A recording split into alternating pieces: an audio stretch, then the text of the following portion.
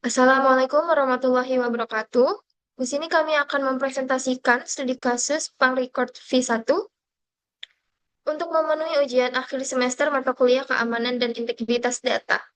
Sebelumnya, izinkan kami memperkenalkan diri dari kelompok 8. Saya sendiri Siti Nurhaliza, 3 digit NIM terakhir 073, ada Hana Maftuha dengan 3 digit NIM terakhir 066, ada Haiti Salwa Widianto dengan 3 digit NIM terakhir 207, dan Naila Sania Rizkila, 3 digit NIM terakhir 225. Oke, baik.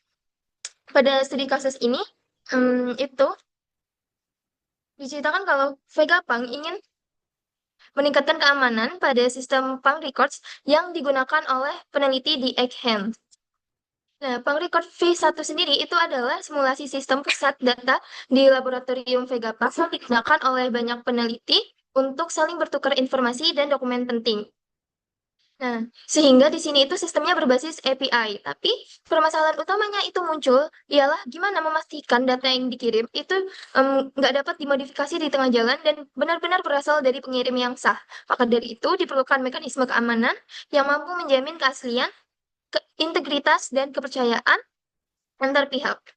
Nah, tujuan dari sistem ini sendiri itu untuk memastikan kalau setiap pesan dan dokumen yang dipertukarkan memiliki tanda tangan digital yang valid. Jadi, API itu dapat memverifikasi identitas pengirim dan pastikan data tidak berubah selama proses pengiriman. Nah, sehingga sistem ini tuh dapat mencegah pemalsuan pesan, perubahan data, serta pengiriman dokumentasi ilegal di dalam bank records.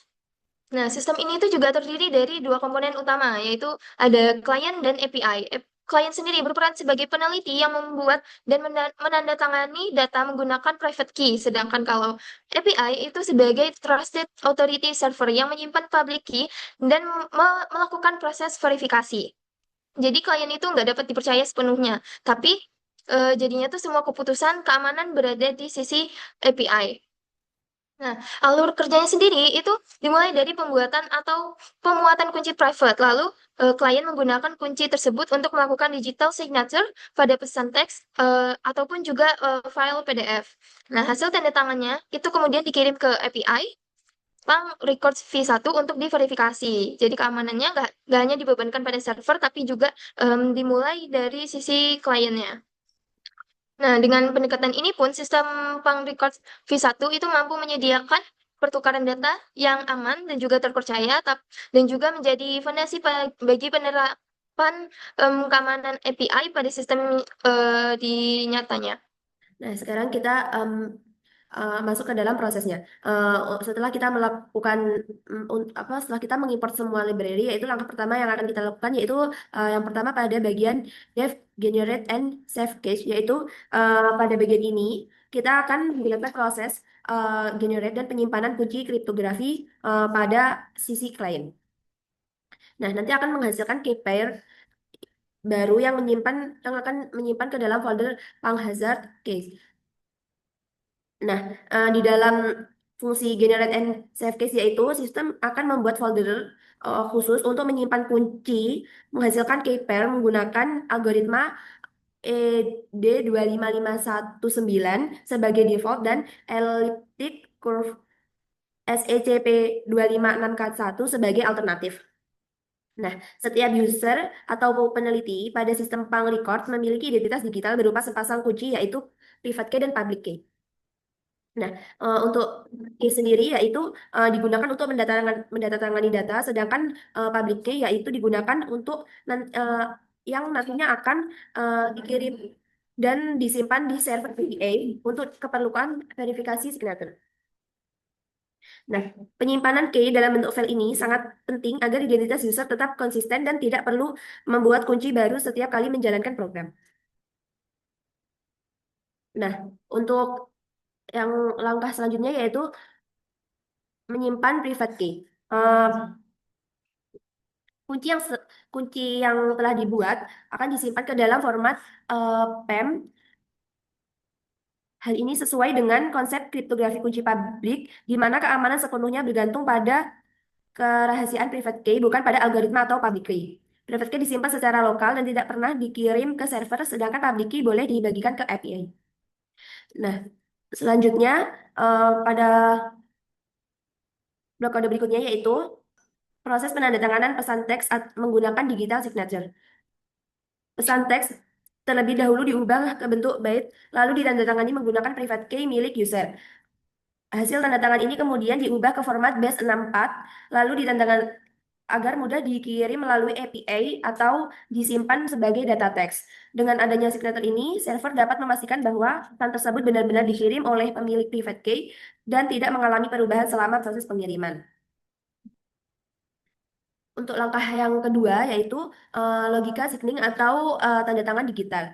Eh, untuk file PDF, sistem tidak bisa langsung menandatangani seluruh file, tetapi terlebih dahulu membuat hash SHA-256 dari isi file tersebut. Nah, pendekatan ini lebih efisien dan aman karena jika isi PDF berubah sedikit saja, nilai hash akan berubah dan signature menjadi tidak valid. Hash ini berfungsi sebagai sidik jari digital dari file PDF yang kemudian ditandatangani menggunakan private key. Dengan demikian, integritas dokumen PDF dapat dijamin keamanannya. Kesimpulan dari program tersebut yaitu pada sisi klien, sistem hanya bertugas untuk menghasilkan identitas kriptografi dan menandatangani data. Klien tidak melakukan verifikasi apapun, seluruh proses validasi dilakukan oleh API sebagai trusted authority sehingga keamanan sistem tetap dijaga. Baik, di sini saya akan menjelaskan dari API ini. Nah, jadi untuk kode yang ini dev setup static entries, ini mendaftarkan user static dari folder Panhazard yang Panhazard key. Ini tuh sebagai otoritas server eh, yang sudah dibekali daftar user terpercaya secara bawaan, yaitu ada Pedri, Henry, Dea. Nah, ini memastikan bahwa sistem langsung memiliki basis data kunci publik yang siap digunakan begitu saat servernya dinyalakan. Nah, untuk ini pada fungsi atau upload PDF ini, server melakukan bedah file.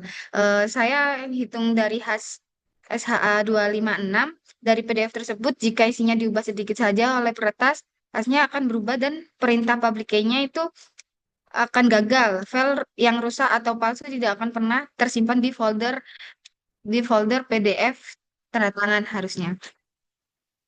Lalu untuk lanjut yang ke App Store.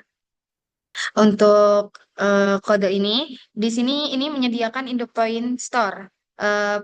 Untuk perhatikan barisnya, load, load, PEM, public key, server saya tidak hanya menerima file, tetapi meriksa juga apakah file itu benar-benar kunci publik yang valid secara matematis. Jika benar, saya simpan ke folder data store sebagai referensi verifikasi nantinya. Lanjut ke yang relay, terakhir. Nah, Nah, untuk fitur relay ini sendiri, ini menggunakan JWT, yaitu JSON Web Token. Nah, ini batas paling penting adalah pengecekan payload titik get, terus kurung sub. Nah, ini sendiri gunanya untuk mencegah impersonation atau penyamaran. Meskipun seorang punya token, mereka tidak bisa mengirimi pesan atas nama username lain, gitu. Baik, selanjutnya kami akan mencoba untuk menjalankan di localhost-nya dengan cara di sini kita buka terminal terlebih dahulu, lalu kita ketikkan UV Science kayak gini. Jika sudah keluar seperti ini, maka ini sudah berhasil dan bisa langsung dijalankan untuk UV run client.py. Jadi di sini saya ceritanya adalah klien yang belum pernah mendaftar dan sekarang ingin mendaftar username baru. Misalnya nama saya adalah Della, maka di sini kita masukkan nama Della. Lalu kita memilih algoritma yang ingin kita menggunakan, misalnya algoritma ED25519, maka kita pilih nomor 1. Nah, di sini kami mendapatkan signature untuk mengirim pesan dan signature untuk mengirim file PDF.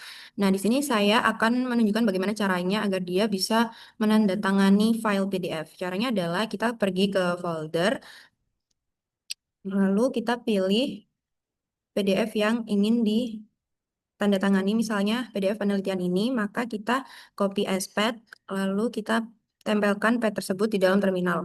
Lalu enter, dan di sini Della sudah memiliki signature untuk pesan dan juga signature untuk PDF.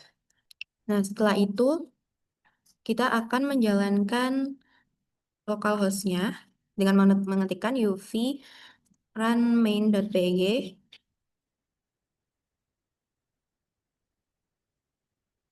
Di sini kita tunggu terlebih dahulu dan di sini tuh ada tulisan static entry Pedri Henry Dea. Di sini dia otomatis masuk ke data store. Nah, di data store ini sudah tertulis public key mereka masing-masing. Ini sesuai dengan public key yang diberikan dari template. Lalu, bagaimana caranya agar Della ini juga bisa masuk ke dalam list folder data store? Yang pertama, kita buka terlebih dahulu localhost-nya. Nah, di sini sudah muncul seperti ini. Di sini ada help. Ini untuk melihat apakah server berjalan dengan normal atau tidak. Caranya adalah dengan menekan tanda panah bawah, lalu try it now, try it out, lalu di execute. Nah, di sini ada tulisannya status security services running, berarti ini servernya aman. Lalu terdapat login.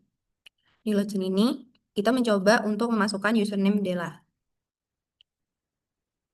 Di sini tulisannya adalah user belum terdaftar, maka dari itu Della harus mendaftarkannya terlebih dahulu di bagian store. Nah, di bagian store ini kita masukkan nama Della dan kita pilih file Della pub.pem. Lalu kita execute. Nah, di sini ada tulisannya public key Della disimpan. Lalu coba kita cek di dalam sini, di data store, di sini sudah masuk Della pubkey.txt-nya. Nah, lalu selanjutnya adalah melakukan login untuk mendapatkan token untuk keamanan otorisasi. Yang pertama kita masukkan namanya dulu, namanya adalah Della. Nah, di sini kita mendapatkan token, yang dimana token ini berbeda-beda untuk setiap username-nya. Lalu kita masukkan ke authorize di atas kanan ini, kita paste di sini dan kita authorize, lalu close.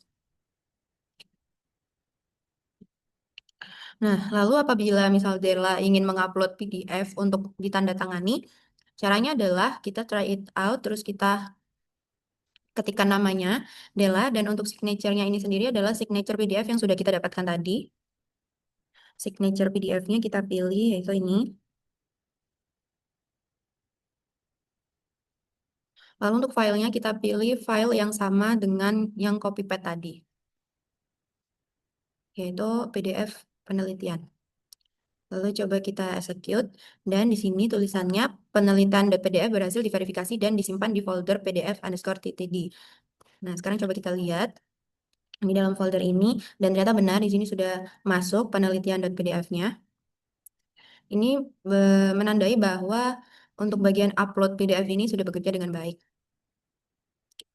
Lalu untuk verify ini, untuk memverifikasi signature-nya sesuai dengan yang di codingan client.py. Di sini ada signature pesan teks, misal berikan satu buah lampu dengan signature yang tertera. Sekarang kita coba.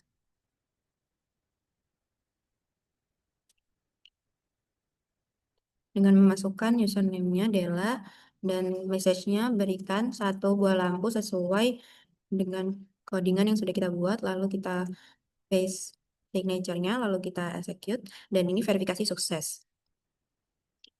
Lalu selanjutnya untuk relay, di sini untuk mengirim pesan, yang pertama ini harus memasukkan token otorisasi yang dimana token itu didapat dari login yang tadi.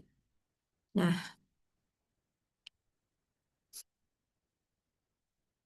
kita copy, lalu kita try it out. Di sini kita masukkan token yang tadi, dan kita masukkan nama Della untuk sendernya, dan receiver-nya bernama Dea.